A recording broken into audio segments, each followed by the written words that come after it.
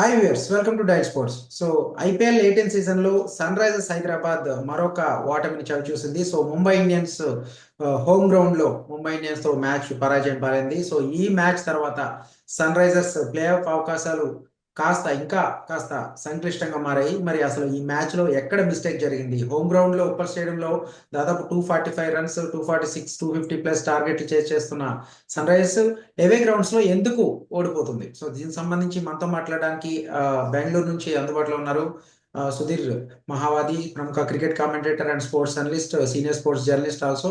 So Sudheer గారు, నిన్న ఈ మ్యాచ్ లో ఎక్కడ మిస్టేక్ జరిగింది? సన్ రైజర్స్ బ్యాటింగ్ లైనప్ అంత ఎక్స్పెక్టేషన్స్ ఉండి కూడా ఒక మంచి స్కోర్ చేయలేకపోయింది ముంబై పిచ్ మీద. సో ఎట్లా చూడొచ్చు మనం? అబ్సల్యూట్లీ నరేష్, మీరు అన్నట్టుగా it was a poor performance. Actually batters ఎవరు కూడా చెప్పుకోదగ్గగా రాణించలేదు. అండ్ టాప్ ఆర్డర్లో ఒక మంచి స్టార్ట్ తర్వాత కూడా 7 ఓవర్స్లో మీకు 59-58 రన్స్ వచ్చాయి వితౌట్ లాస్. అభిషేక్ శర్మ చక్కగా ఆడుతున్నాడు, ట్రావిస్ హెడ్ మంచి సపోర్ట్ ఇచ్చాడు. బట్ ఆ తర్వాత కొంచెం అఫ్కోర్స్ స్టార్టింగ్ లో కొంచెం వికెట్ గ్రిప్ కూడా లభించింది బౌలర్స్ కు. ఆ గ్రిప్ అఫ్కోర్స్ చివరి వరకు కూడా కంటిన్యూ అయింది కూడా. బట్ కనీసం 180-190 టోటల్ గా అయితే సాధ్యంగా కనపడింది. అంత పో బ్యాటింగ్ వికెట్ కూడా కాదు అది, చిన్న ground. And bowlers of course had something. కానీ మనం ఎప్పుడు కూడా అంటుంటాం కదా నరేష్, కాంబినేషన్స్ మళ్ళీ వర్కౌట్ కాకపోవడం. అసలు యాక్చువల్గా క్లాసన్ ను మళ్ళీ ఎందుకు వాళ్ళు థర్డ్ డౌన్ తీసుకొచ్చారో దట్ వాజ్ యాక్చువల్లీ అర్థం కాలేదు. ఎందుకంటే మొన్న పంజాబ్ అగైన్స్ చేజ్ చేస్తున్నప్పుడు ఆ లెఫ్ట్ రైట్ కాంబినేషన్ అద్భుతంగా వర్కౌట్ అయింది. అండ్ మీరు చూడండి, ఎందుకంటున్నానంటే టాప్ ఆర్డర్ లో ముగ్గురు లెఫ్ట్ హ్యాండర్స్ ఉండడం అనేది మీకు ఫిల్ జాక్స్ కు కలిసి వచ్చింది, ఆఫ్ స్పిన్నర్. అండ్ నిన్న మొహమ్మద్ కైఫ్ అయితే ఒక రిపోర్ట్లో ఏమన్నాడంటే actually he turn the ball more than Ashwin. Even Ashwin కూడా ఒక్కొక్కసారి అంత టర్న్ అవుతుందా లేదా అనిపిస్తుంది, కానీ అంత బ్యూటిఫుల్ గా టర్న్ చేశాడు. అండ్ ఈశాన్ కిషన్ అనవసరమైనటువంటి stroke. Of course he was tempted to play that stroke, we agree. But at the same time వచ్చిన తర్వాత ఇమీడియట్ గా ఒక బ్యాటర్ అవుట్ అయిన తర్వాత అటువంటి స్ట్రోక్ ఆడేందుకు అతడు ప్రయత్నించడం అండ్ పోర్ బ్యాటింగ్ అని చెప్పాలి రియల్ గా. ఎందుకంటే అతడు ఫస్ట్ సెంచరీ తర్వాత ఇప్పటి వరకు అయితే ఒక బిగ్ ఇన్నింగ్స్ చూడలేదు, చాలా స్ట్రగుల్ అవుతున్నాడు. అండ్ కొన్ని చేంజెస్ చేయాలి.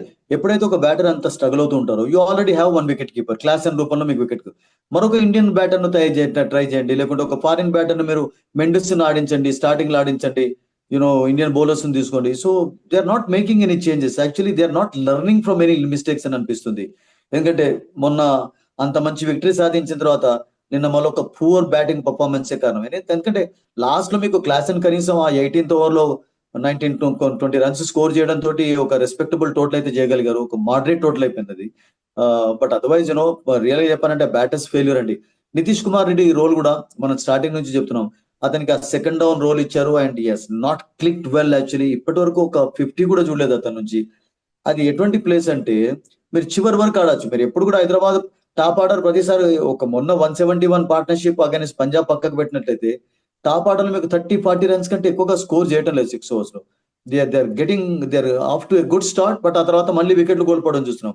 But Nitish Kumar Reddy what's been his contribution actually ఆ ప్లేస్ లో ఒక బిగ్ ఇన్నింగ్స్ ఆడాలి రియల్ గా చెప్పాలంటే. ఆల్రెడీ మీరు చూడండి ప్రతిసారి కూడా ఎక్సెప్టింగ్ అగైన్స్ పంజాబ్ మీకు జరిగినటువంటి అన్ని మ్యాచ్ల్లో కూడా 7 మ్యాచెస్ లో 6 మ్యాచెస్ లోనైతే నితీష్ కుమార్ రెడ్డి చాలా ఎర్లీగానే వచ్చాడు సెకండ్ డౌన్ లో ఆడడానికి. బట్ కనీసం ఒక బిగ్ ఇన్నింగ్స్ ఆడలేదు అంటే I think failure, no doubt about it. Ishan Kishan కూడా అక్కడ ముంబై ఈశాన్ కిషన్ ర్యాష్ స్ట్రోక్. ఎందుకండి ఈశాన్ కిషన్ ఫస్ట్ డౌన్ వస్తున్నాడు, వికెట్ పడ్డది, ఒక మంచి స్టార్ట్ లభించింది, పవర్ ప్లేలో వాట్ ఎవర్ 59-58 అనేది ఇట్స్ నాట్ ఎ బ్యాడ్, ఒక స్లో స్టడీ స్టార్ట్ వచ్చింది. ఆ తర్వాత you to wait for loose balls. Actually ఒక కపుల్ ఆఫ్ ఓవర్స్ వరకు ఎదురు చూడాలి. అక్కడ నీకు ఆల్రెడీ ఆపోజిట్ లో ట్రావిస్ సెట్ ఉన్నాడు, let him play, is already settle అయి ఉన్నాడు. సో వస్తూనే ఒక ర్యాష్ స్ట్రోక్ అటెంప్ట్ చేయడం Ishan Kishan. I think Jacks కూడా చాలా చక్కటి బౌలింగ్ కనబరిచాడు, 3 overs 14 runs, ఇంకా 4 overs కూడా వేయించలేదు. అండ్ 2 important వికెట్స్ తీశాడు అతను, ఈశాన్ అండ్ హెడ్. ఆ తర్వాత రన్స్ కూడా సాధించాడు. సో మెల్లమెల్లగా ఒక ఒక మంచి ప్లేయర్ వాళ్ళకు ఫామ్ లోకి రావడం అనేది కూడా ముంబైకి కొంచెం కలిసి వస్తుందని చెప్పాలి. ఎందుకంటే డిఫీట్స్ తర్వాత 2 straight విన్స్ ఉన్నాయి వాళ్ళకు. ఢిల్లీని ఓడించారు అండ్ నిన్న SRS ఓడించడం తోటి వాళ్ళకు కాన్ఫిడెన్స్ పెరిగింది. ఎందుకంటే మళ్ళీ SRS తోటి మళ్ళీ ఒక మ్యాచ్ ఆడతారు 23rd రోజు హైదరాబాద్ లో జరుగుతుంది. సో ఒకవేళ ఫర్ ఎగ్జాంపుల్ ఆ మ్యాచ్ లో కూడా ఏదైనా అటు ఇటు అయినట్లయితే ఐ థింక్ ముంబై ఛాన్సెస్ మరి మనం ఒక డిస్కషన్ లో చెప్పాం కూడా, ఈ 3 టీమ్స్ ఏవైతే ఉన్నాయో ఎస్ఆర్హెచ్ కానివ్వండి, ముంబై కానివ్వండి, చెన్నై, ఈ 3 టీమ్స్ లో 3 టీమ్స్ కి అయితే ఛాన్సెస్ ఉండవు. Because they will play against each other. ఏదో ఒక టీం కి మాత్రం ఒక మెరికల్ జరిగినట్లయితే ఛాన్స్ ఉంటుంది అని అన్నాం. అండ్ ఇప్పుడు Mumbai are putting up better performance actually. One step forward yesterday విక్టరీతో వన్ స్టెప్ ఫార్వర్డ్. అబ్సల్యూట్లీ కొంచెం ఒక స్టెప్ ఫార్వర్డ్ అవుతున్నారు. అండ్ మరొకటి ఏంటంటే నరేష్, వాళ్ళ నెట్ రన్ రేట్ కూడా ఇప్పటి వరకు టిప్ కాలేదు చూడండి. వాళ్ళు ఎక్కడ కూడా మైనస్ లోకి రాలేదు వాళ్ళు. అది కొంచెం ప్లస్ పాయింట్ లో ఉండడం అనేది కూడా చాలా అడ్వాంటేజ్. రాజస్థాన్ రాయల్స్ లాంటి టీం వాళ్ళకంటే కొంచెం హైట్ ఉన్నా కానీ నెట్ రన్ రేట్ వాళ్ళకి సరిగా లేదు. అసలు యాక్చువల్లీ చాలా మైనస్ లో ఉన్నారు. అయితే బట్ నిన్న ముంబై మ్యాచ్ హ్యాస్ లో మన బౌలింగ్ డిపార్ట్మెంట్ కూడా ఏదైతే కమిన్స్ కానీ హర్షల్ పటేల్ లీడ్ చేస్తారు చాలా రన్స్, అండ్ ఆ షమీ 2 ఓవర్లు వేసిన తర్వాత రాహుల్ చహర్ని అంటే ఇంపాక్ట్ ప్లేయర్ కింద, అంటే ఆ పిచ్ కి సంబంధించి అది కరెక్ట్ అయిన మరి స్టెప్ అనుకోవాలా? ఐ థింక్ రాహుల్ చౌర్ని తీసుకువచ్చారు కానీ లేట్ తీసుకువచ్చారు అనిపించింది. Because there was something for the bowlers.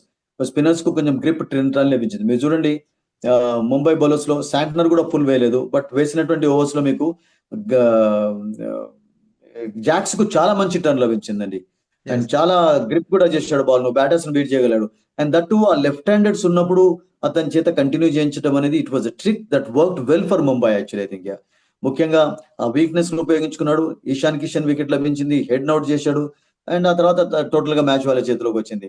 And middle order మరొకసారి కొలాప్స్ కావడం చూసాం. అనికేత్ వర్మ కూడా చెప్పుకోదగ్గగా 80 తర్వాత అంత పెద్ద పర్ఫార్మెన్స్ లేదు. అండ్ నితీష్ కుమార్ రెడ్డి అయితే ఐ డోంట్ నో బికాస్ ఆ డౌన్ లో వచ్చి కనీసం ఒక 70s 80s ఎన్నో స్కోర్ చేసి ఆపర్చునిటీస్ మిస్ చేసుకున్నాడు అనిపిస్తున్నది.